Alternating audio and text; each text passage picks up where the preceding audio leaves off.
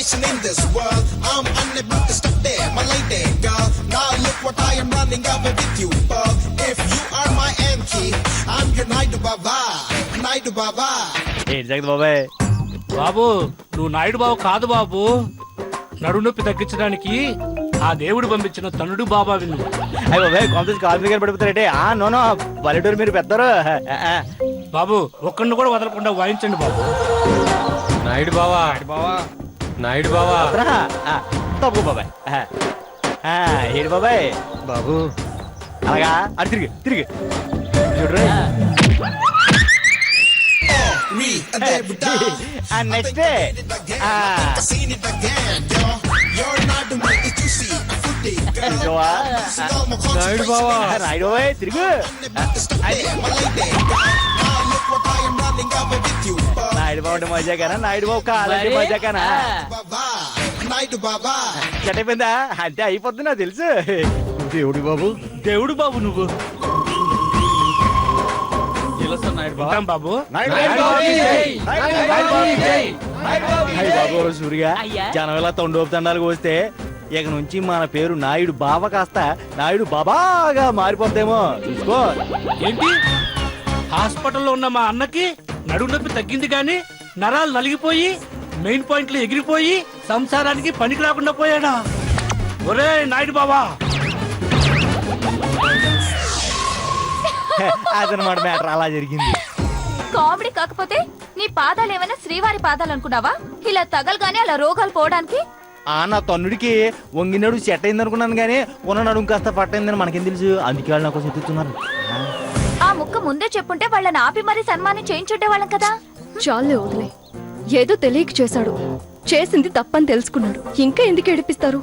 అదే అపర్ణ అంటే. చూసావా అపర్ణ నాయుడు బాబుని ఎంత బాగా అర్థం చేసుకుందో. అయినా నేనేం వాళ్ళకి భయపడేమి రాలేదు. మరి అదే మన చేతులతో చంపడం ఇష్టం లేకుండా. అలాగా మరి ఈ నాయుడు బాబా ఒక్కసారి కమిటీ అయితే వారు వన్ సైడే. అదిగో జనాలు. అయ్య బాబా నువ్వు పోరే బాబా, అర్జున పోరే.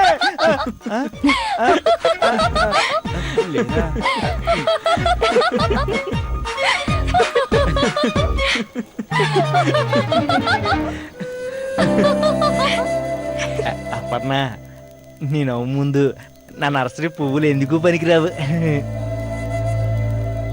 అయ్యో బాబోయ్, మొదలు పెట్టేశావా పొగడతల ప్రోగ్రామ్? నువ్వు బండి బాబు. పదక్క పద పద పద రా. ఎక్కు ఎక్కు ఎక్కు. ఎక్కు.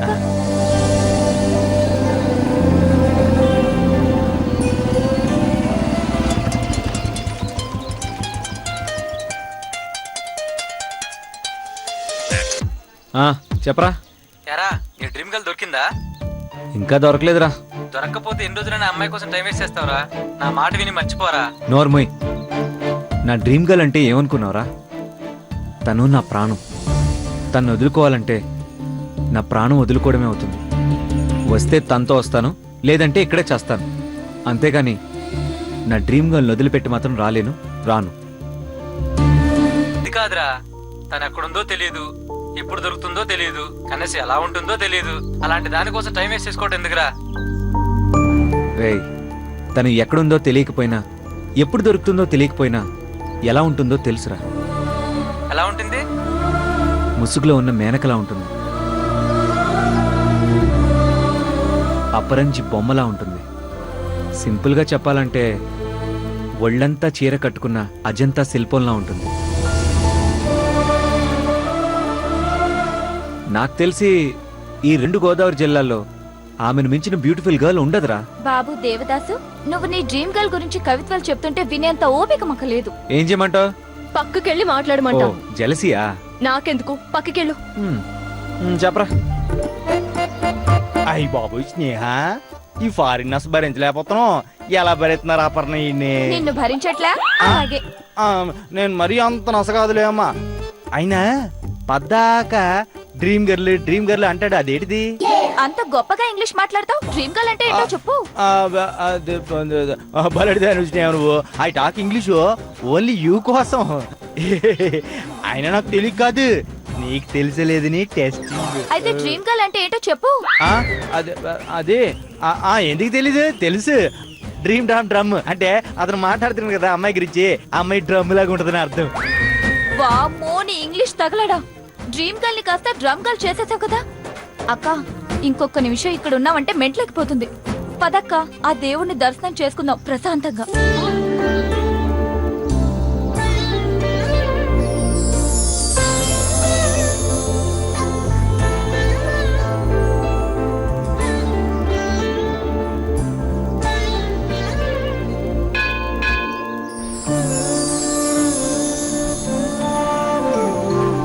అపర్ణ అపర్ణ అటువైపు గణపతున్నాడు, ఏ వెళ్దాం. నువ్వు వెళ్ళు. Sorry, thanks. ప్రేమంటే ఆరాధన. ఈ సృష్టిలో ప్రేమ చాలా గొప్పది. Love is great. ఏమైందక్క అలా చూస్తున్నా? అక్కడ అక్క ఆ ఉపదేశాలు ఎందుకక్క? వెళ్దామే. నేను రాను, నువ్వు వెళ్ళు. బాయ్.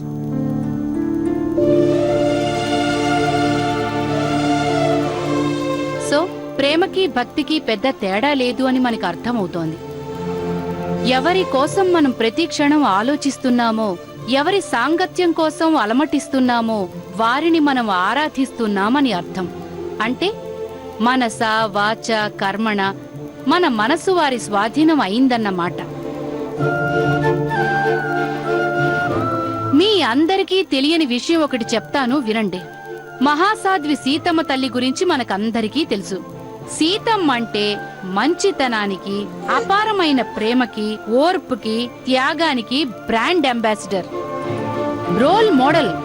కానీ అలాంటి రోల్ మోడల్ అయినటువంటి సీతమ్మ తల్లి కూడా శ్రీరామచంద్రుని లవ్లో పడిందంటే నమ్ముతారా? కొంతమంది అనుకోవచ్చు ఇదేవి కొత్త విషయం అని. సీతమ్మ స్వయంవరంలో శ్రీరాముణ్ణి చూసి ఇంత చక్కనివాడు నా భర్త అయితే ఎంత బాగుండు అనుకుంది కదా. అదే కదా ప్రేమంటే.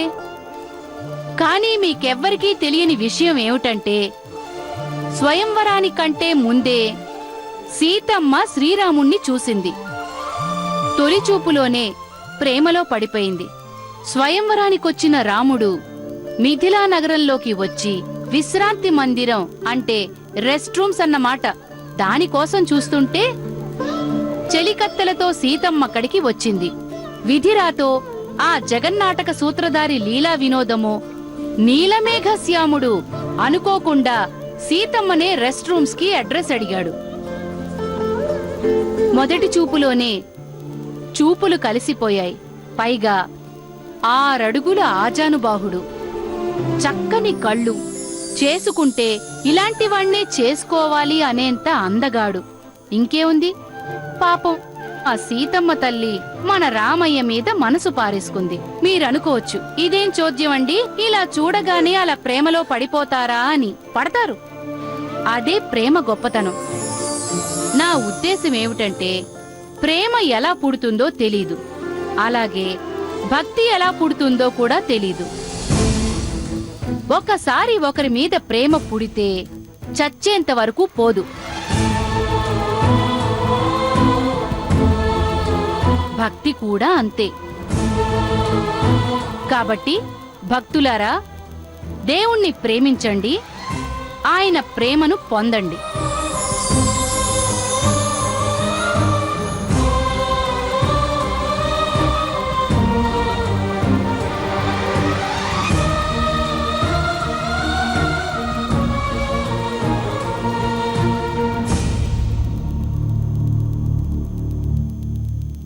ఏంటి అలా చూస్తున్నారు? నిజంగా గ్రేట్ కదండి. సీతమ్మ పెళ్లి చూపులకు ముందే రాముణ్ణి ప్రేమించినట్టు మీరు పెళ్లి చూపుల్లో ఏంటి? అంటే నా ఉద్దేశం పొరపాటున. చాలు, నువ్వు అనుకున్నంత లేదక్కడ. లేకపోతే నా సారీని యాక్సెప్ట్ చేయొచ్చు కదండి. ఇక్కడ కూడా వదలవా? అక్క ఏంటి మళ్ళీ ఏదైనా తింగర మాటలు మాట్లాడుతున్నాడా? చచ్చా, నువ్వుండగా అంత సాహసం చేస్తానా? అంటే నేను లేనప్పుడు చేస్తావా? నేను అలా అనలేదు. ఎలా అన్నావో నాకు బాగా అర్థమైంది. ఇంకొకసారి సారీలు పూరీలు అంటూ మా అక్క జోలికి వచ్చావో సారీ. అదిగో మళ్ళీ. Hello hello hello hello hello, what fighting this temple. ఇంటికి వెళ్ళమా? ఆ మాట మేం అడగాలి. మహేష్ బాబు లాగా గుడికొచ్చిన అమ్మాయిలకి కటింగ్ ఇచ్చుకుంటూ తిరగకపోతే పిలవచ్చుగా. Thanks. I no talking, you no talking, we going. Okay పద కమ్ కమ్ కమ్. రా అక్క, రా.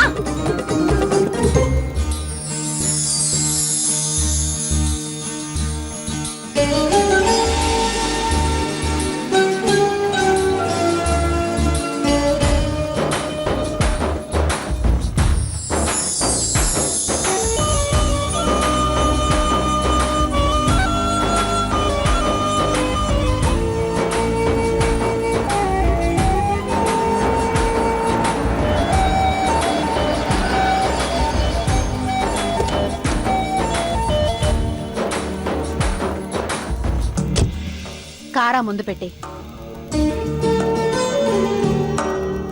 రండి రండి. కొంచెం ఆలస్యమైంది, ఏమనుకోవద్దు దుర్గా. పర్వాలేదు, ఇప్పుడే పూజ అయింది. హారతి తీసుకోండి.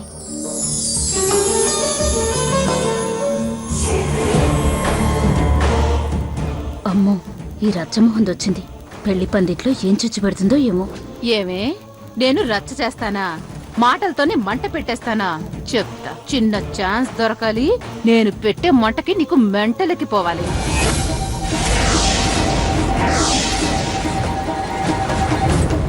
ఇక పసుపు దంచే కార్యక్రమం మొదలు పెడదాం.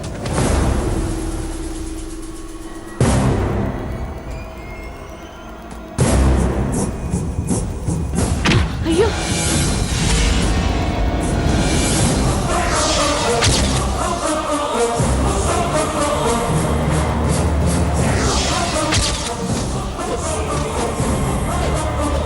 చిచి, ఇలా కళ్ళు నెత్తిమే పెట్టుకుని తిరిగే వాళ్ళని, ఒళ్ళు కొవ్వెక్కి తిరిగే వాళ్ళని పేరంటానికి పిలిస్తే ఇలాగే ఉంటుంది.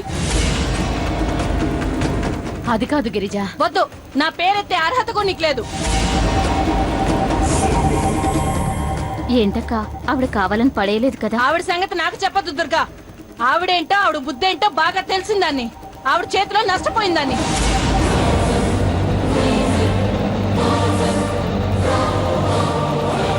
ఆవిడ మీరనుకున్నంత అమాయకురాలేం కాదు. పైకి కనిపించినంత దుర్మార్గురాలు, స్వార్థపర్రాలు. అబ్బో, ఇదెవరో మనగూటి పక్షిలాగే ఉంది. కెలికితే మా అత్త చరిత్ర మొత్తం కక్కేసేలా ఉంది. ఇదిగో, అలా నోటికొచ్చినట్టు వాగడం కాదు.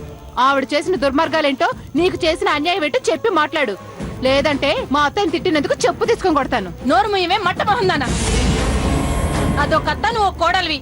ఏ అర్హత లేకపోయినా ఆ రాజావారి కొంపలోకి నీ అత్తోడు వచ్చిందంటే దానికి తోడు నువ్వో దాన్ని తయారయ్యో.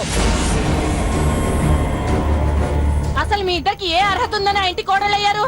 గిరిజ, నా కోడలి గురించి నీకు అనవసరం. నువ్వేమైనా అడగదలుచుకుంటే సూటిగా నన్ను అడుగు, నే సమాధానం చెప్తాను. నువ్వు ఏ మాట అయినా చెప్పగల సమర్థురాలువే. అందుకేగా అంత పెద్ద ఇంటికి కోడలు అయిపోయావు. ఈ ఇత్తడి మూకుడు మొహం దానికి అర్థమైపోయావు. ఏయ్, మూకుడు గీకుడు అన్నావంటే ముఖం తోపుడు బండి అయిపోతుంది. ఏమనుకున్నావు?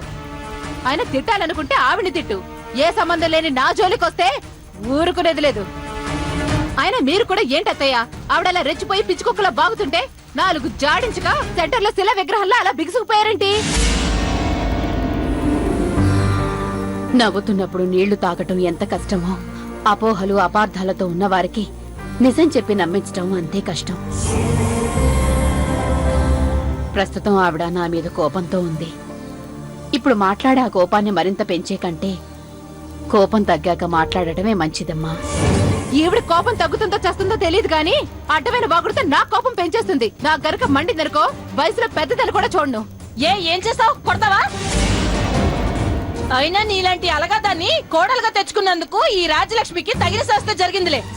ఏయ్, అలగా గెలగా అన్న వరకు తిరగేసి కొడతాను. తెంగరదానా? ఏయ్ ఏయ్, నిన్ను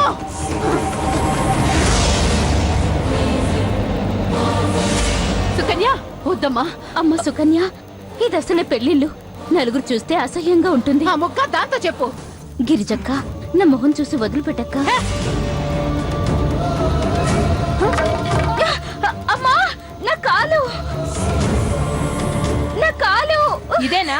ఇలాంటి రంభ కోసమేనా నా కూతుర్ని కాదని నీ కొడుక్కి దీన్ని తీసుకొచ్చి చేశావు? చేయటానికి నేనెవరు? ఈ అమ్మాయి నా కొడుకు భార్యని రాసిపెట్టుంది. అయ్యింది. నీ కూతురు ఇంకెవరికో భార్య కావాలనుంది. అందుకే కాలేదు. ఇందులో నేను చేసిందేముంది? లేదు, నువ్వే కావాలని నా కూతురు నీ ఇంటి కోడలు కాకూడదని ఏ అర్హత లేని ఈ చెక్క మొహం దాన్ని నీ కోడలుగా చేసుకున్నావు. లేదంటే ఆ స్థానంలో నా కూతురు ఉండేది. అదే అసలు విషయం. ఇప్పుడు సంగతి పూర్తిగా అర్థమైపోయింది. నీ కూతురు మొగుడు కావలసిన వాడు నా మొగుడయ్యాడని నీ ఏడుపు.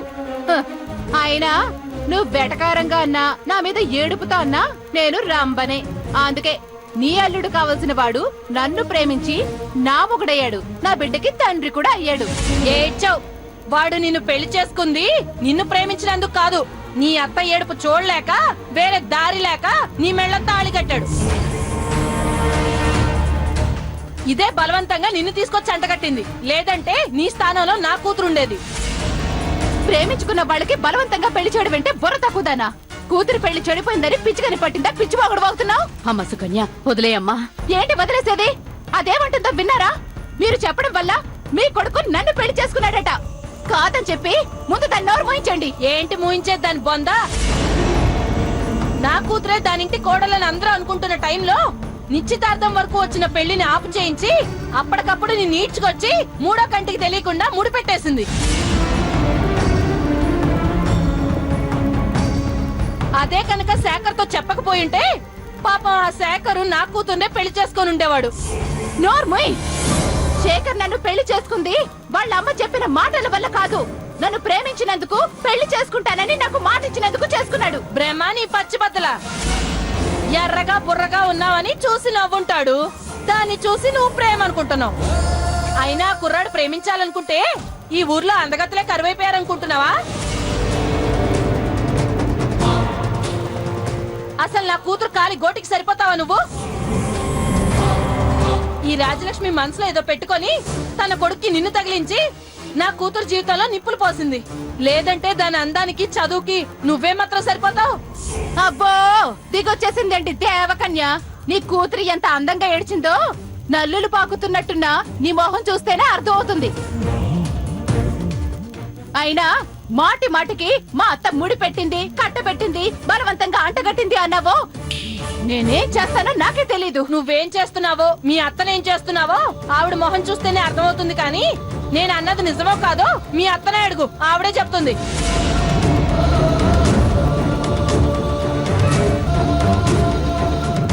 చెప్పండి అత్తయ్య, శేఖర్ నన్ను చేసుకుంది మీరు చెప్పడం వల్ల, నన్ను ప్రేమించడం వల్ల?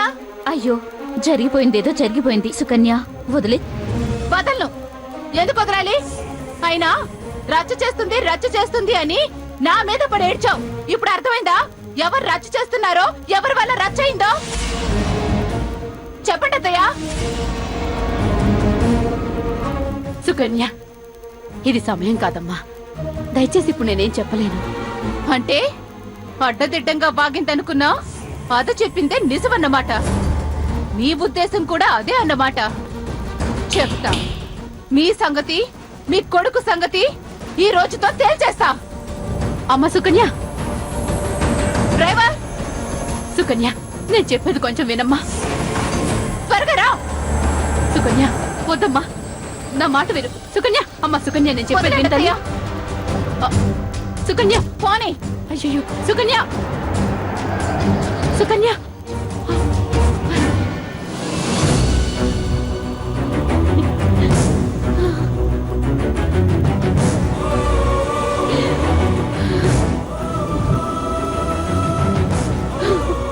రాజలక్ష్మి, స్వార్థంతో నా కూతురు జీవితాన్ని నాశనం చేశావు. నీ కొడుకు మీద ఆశతో అది పెళ్లి కూడా చేసుకోకుండా మూడులా మిగిలిపోయింది. ఆ పాప ఊరికినే పోదు. శాపంలా నిన్ను, నీ కుటుంబాన్ని సర్వనాశనం చేస్తుంది. నా కూతురికి పట్టిన గతే నీ కూతురికి పడుతుంది. ఈ రోజు నేనేడ్చినట్టే ఆ రోజు నువ్వు కూడా ఏడుస్తావు. అది నేను కళ్ళారా చూస్తాను.